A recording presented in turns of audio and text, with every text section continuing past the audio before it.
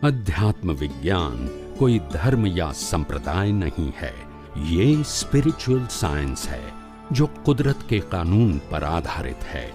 ये विज्ञान पूरे ब्रह्मांड के सभी रहस्यों को उजागर करता है और जीवन के सभी पहलुओं को समझने के लिए एक नई दृष्टि देता है।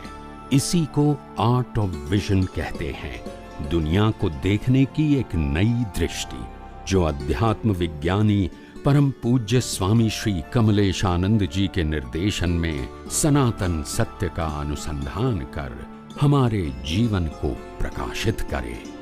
जय सच्चिदानंद। જે ભાવના થાય એનું છે તે પ્રકંપન આવવાના જ છે, આવે જ, ચોક્કસ આવે, કશું નિષ્ફળ ના જાય. બરાબર. આ જગત બહુ સૂક્ષ્મ રીતે, બહુ જ જ્ઞાનીઓ છે ને, વિશાળ રીતે જયારે સમજે કે આ જગત એક્શન ને રિએક્શન છે. શું છે? એક્શન અને રિએક્શન.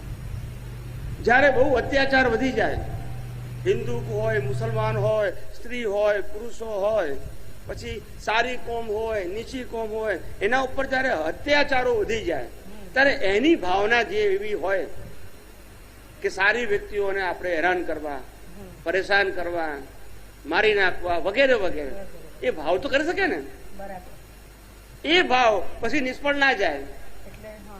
એટલે પહેલા જમાનામાં સારા સારા ઉચ્ચ કુળના લોકોએ જે નીચ કુળના લોકો છે, ભંગી હોય, મોચી હોય, ખ્યાલ આવ્યો ને, રોડ સાફ કરનારા હોય, એ લોકોને એટલો બધો ત્રાસ આપ્યો. શું આપ્યો? ત્રાસ આપ્યો કે એ માણસ આડો ના ઉતરી શકે રસ્તા ઉપર. શું કીધું? આડો ના ઉતરી શકે. બરાબર. મંદિરોમાં જઈ ના શકે, આડો ના ઉતરે, અને પાછું એને શું રાખવાનું? પછેટિયું. શું રાખવાનું? પછેટી. પછેટિયું ખબર છે? હા હા. એટલે એના ચાલે એટલે એના પગલા ભૂસાઈ જવા જોઈએ. અરે રે. એટલે પછેટિયું રાખતા હતા. પછેટિયું બાંધી દે એટલે ચાલે ને એટલે એના પગલા ભૂસી જાય. આવી રીતે એને માનસિક એટલો બધો લો ગણવામાં આવતો હતો, પણ બોલે નહીં, કારણ કે એ વખતે સમાજમાં એ લોકોની મેજોરિટી હતી. બરોબર. એટલે બોલાય નહીં પોતા નથી. આ બધા ઉચ્ચ કુળના લોકો. હવે એ લોકો જે ત્રાસ આવ્યો, એ લોકોએ પછી નેગેટિવ ભાવના કરી આ લોકો માટે. ખ્યાલ આવી ગયો? એટલે એ કુદરત આખું એક્શન રિએક્શન ઉપર છે. કેવું છે? આ એક્શન રિએક્શન છે, આ કઈ ચમત્કાર નથી. આ સમજાય છે? એક્શન એન્ડ રિએક્શન બહુ સમજવા જેવું છે. પહેલા જમાનાની અંદર જયારે સ્વયંવર રચાતા હતા. શું રચાતા હતા? કારણ કે તે વખતે છોકરીઓની સંખ્યા ઓછી હતી ને છોકરાઓની વધારે હતી. તે તમારે 25 રાજાઓ, રાજકુમારો લાઈનમાં ઉભા હોય એક જ છોકરી માટે.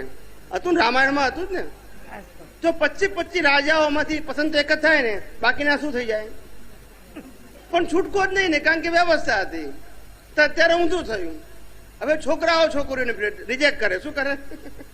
કાળ બધું એક્શન એન્ડ રિએક્શન થવા મળ્યું. શું થવા મળ્યું? આમાં કઈ નવું નથી કશું. આ જગતની અંદર તમે કોઈ પણ વસ્તુ એબોવ નોર્મલ જાય કે બિલો નોર્મલ જાય એટલે રિઝલ્ટ આવે. સારું ખોટું આપણા માટે છે, પણ કુદરત ખાલી રિઝલ્ટ આપે છે. શું આપે છે? કોઈ પણ વસ્તુ નોર્માલિટી થી અપ અથવા ડાઉન જાય એનું રિએક્શન આવે. જેમ કે છે કે તમે કોઈને બહુ પ્રેમ કરશો ને તો એ શું થશે? પાછું વાંધો પડી જશે. એટલે નોર્માલિટી. શું કે છે? કોઈ પણ વસ્તુ અતિ ના થવી જોઈએ. અતિ થાય એનું રિએક્શન આવે. એટલે આવું છે. એટલે કુદરતનું કાનૂન શું છે? બી નોર્મલ. શું કે છે? દરેક બાબતમાં. અને નોર્માલિટી એ સંભાવમાં રહેવા માટેનો ઉત્તમ રસ્તો છે. શું છે? સમભાવ, બેલેન્સ. બહુ ખુશ નહીં થવાનું, બહુ છકી નહીં જવાનું, એવું. બહુ ડિપ્રેસ નહીં થઈ જવાનું, બહુ એલિવેટ નહીં થવાનું, નોર્મલ. સંજોગોની વિશેષતાને મહત્વ નહીં આપવાનું. મારી દ્રષ્ટિમાં બેલેન્સ વિઝન હોવું જોઈએ.